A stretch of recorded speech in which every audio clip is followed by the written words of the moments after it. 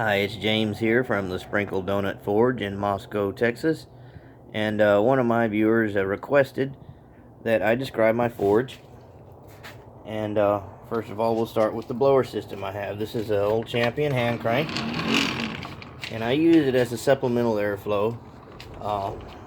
This is a 110 volt dimmer switch wired to an old air filter fan, and I built the sheet metal box for it. Heading into this piece of steel pipe, there's a little baffle in here because I couldn't get a Y at the time, so a Y would be better in this circumstance. That pipe goes all the way through this bottom board and out the other side, and I have the end stuffed with a rag because it doesn't get hot down there.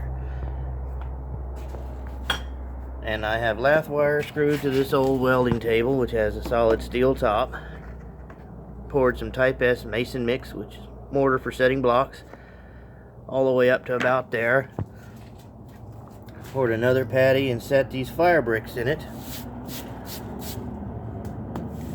with a slight slope to the middle. I don't know if you can really see in there, but there's a little hole. Oblong pointed out to you. There's the oblong hole drilled through the fire brick with common masonry bits.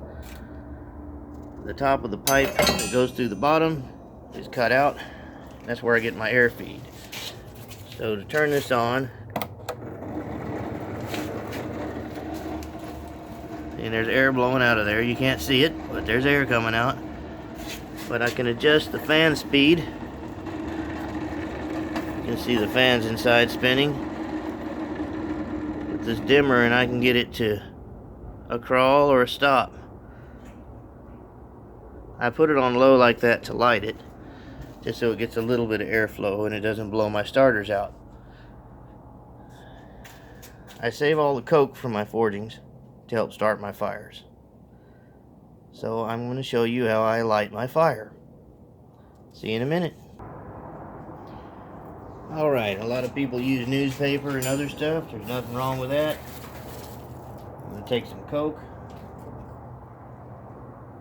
center it around that fire hole, make myself a little prop for this fire starter I've got.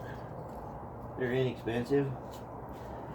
They come in this box here, and they're all different brands I use. You got a little match head to strike it. I don't use that. I'm just going to bust it in half and bust half of it in half.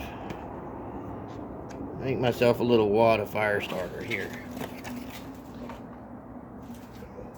I'll go ahead and use the match end. Why not? Just a little easier to light's all. Time to burn my fingers. Okay.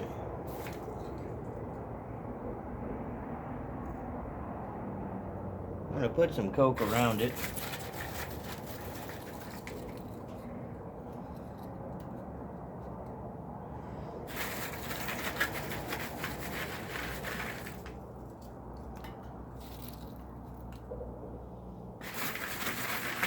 Try not to knock the fire out doing it.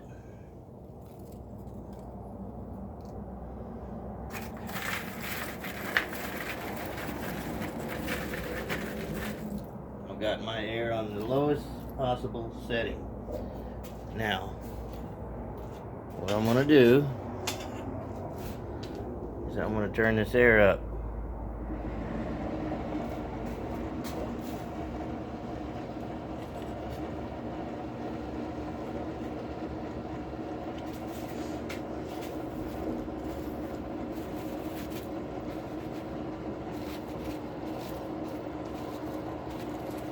Leave yourself a little hole for the fire to get out, of course.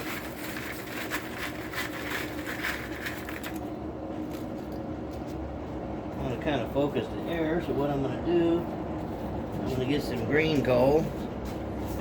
It's what I call fresh coal that hasn't been burned yet. I'm going to add some around it.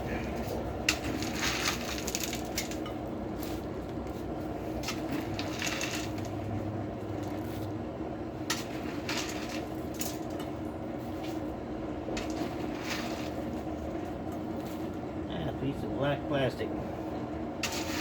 Rats in the coal box again.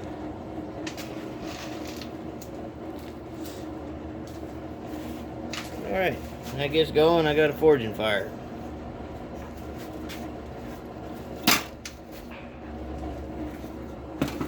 Now, take this camera loose and look at some features here. There's an 8-inch pipe going straight up through the roof into a 55-gallon steel barrel, a rather thick old antifreeze barrel. Cut this door into it. Any of y'all doing this, wanting to put longer stock in, you're gonna have to cut a back door that hinges or attaches in some way to where you can open it and allow the passage of stock through the barrel, because you're limited by the length of this. And inside I've stacked some fire bricks up just to keep the barrel from deteriorating so quickly. Now, I showed you the old Champion hand crank.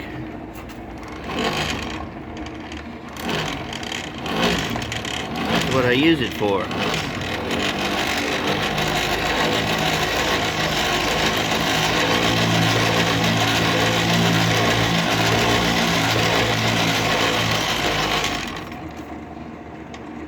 Just let it kind of get going. If you were forging something little right now, like making a nail or whatnot, or just heating the end of something up, you could stick it right in that little hot spot and go ahead and start. But I'm gonna let this thing get hot and do its thing. So that's how I use this as my supplemental. This is my primary air feed. It's all fire brick and mortar. Does not have a fire pot. So that's the purpose of stacking these bricks around inside. Protect the barrel and give yourself a little sump for the heat. So for those of you wondering how my forge operates, if you haven't guessed it already, this is it. It ain't that hard to build. It's a lot of fun, and it's been in constant operation for years now. And I've had no issues with it other than have to do a little patching. Alright, well that's what I got for today, and I hope that it enlightens some of y'all. So, till next time, bye.